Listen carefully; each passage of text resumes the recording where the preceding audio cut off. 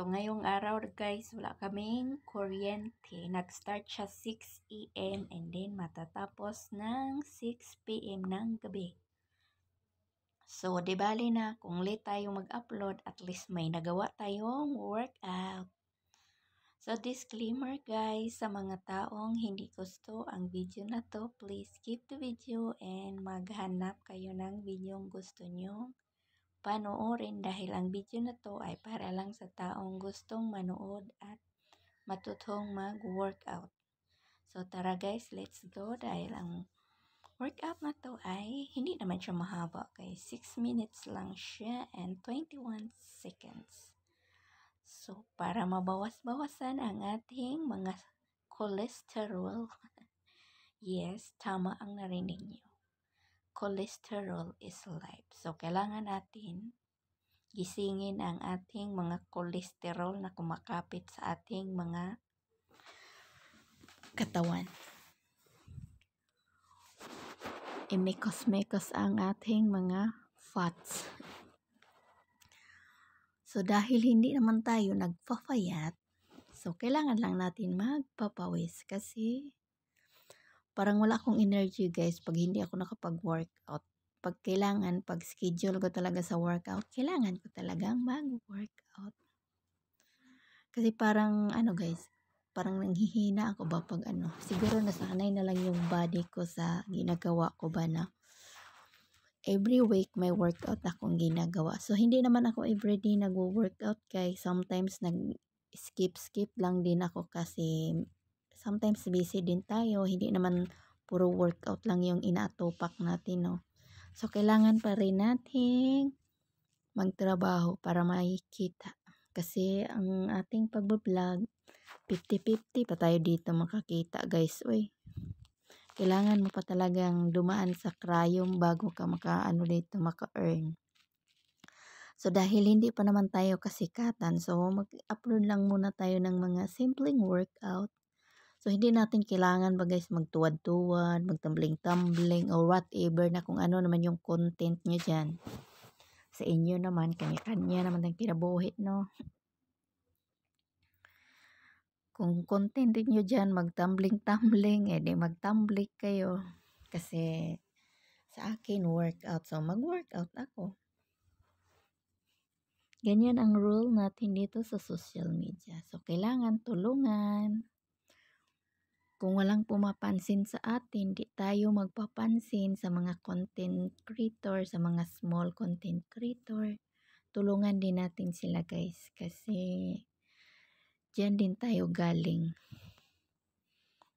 Huwag kayong mangi-ignore sa kapwa nyo content creator, lalo na kung maliit pa yung nila, bahay nila. Dalawin ninyo. Mag-comment, mag-react, ganun lang. Kung gusto nyo naman mag-share, nasa inyo na yan guys. Kung gusto mo ring manatiling kulay green yung dashboard mo, so matuto kayong makipag-engage. Huwag niyong isipin na kung nag-engage kayo sa iba, hindi kayo binabalikan. No, no, no. That's very wrong thinking. So, kailangan niyo pa rin mag-engage. Like me guys.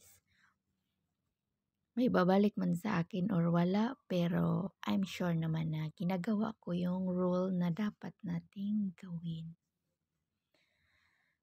Dahil si Boss M naman yung nakaalam sa atin at alam ni Boss M ang lahat ng activities mo sa social media. Kung hindi ka rin nag-follow sa kanyang rules, akala mo ligtas ka. No, no, no. Kaya hindi yan inaano ni Facebook yung yung mga content mo ba. Hindi niya inaalaw sa iba kasi hindi mo ginagawa yung dapat mong gagawin. Puro ka lang scroll, wala ka man lang ginagawa, tapos nanood ka pero hindi mo tinapos. That's a very wrong doing as a content creator, guys. So, kailangan mo talaga manood ka dyan. Kahit pangit man yan, kung ano pa yung video na yan, mag-comment ka dyan or mag-like. Panoorin mo hanggang dulo. So, naiintindihan ko naman yung iba, no? Lalo na kung data ginagamit. So, kailangan nyo talagang mag-effort guys para kumita kayo, tumaas yung mga views nyo, at mapansin kayo ng ating kamahalan na si boss. So, ganun lang guys. Walang unahan, walang madalian, walang dayaan. Serbisyong totoo lang, tsare. Yes guys. Serbisyong totoo. Kasi dito sa social media, wala talagang unahan dito guys. Lalo na kung mali-mali naman yung paggawa mo, ay babalik ka talaga sa uno guys. Kaya wag mong madaliin yung pagbablog mo para hindi ka din mapapalo. Sikreto sa mga, wag nyo kasing gayahin yan guys, yung mga famous na ba, kasi nagbabayad yan sila guys. Hindi nyo lang alam, nagbabayad yan sila sa mga nila. Hindi naman lahat. Hindi ko naman nila lahat, pero nagbabayad yan ng iba guys, nagpa-boost. Alam nyo yun. So, hindi naman counting yung kay Boss M. Pag huli pa kayo, edi reward. So, dito na tayo magtatapos guys. Thanks for watching.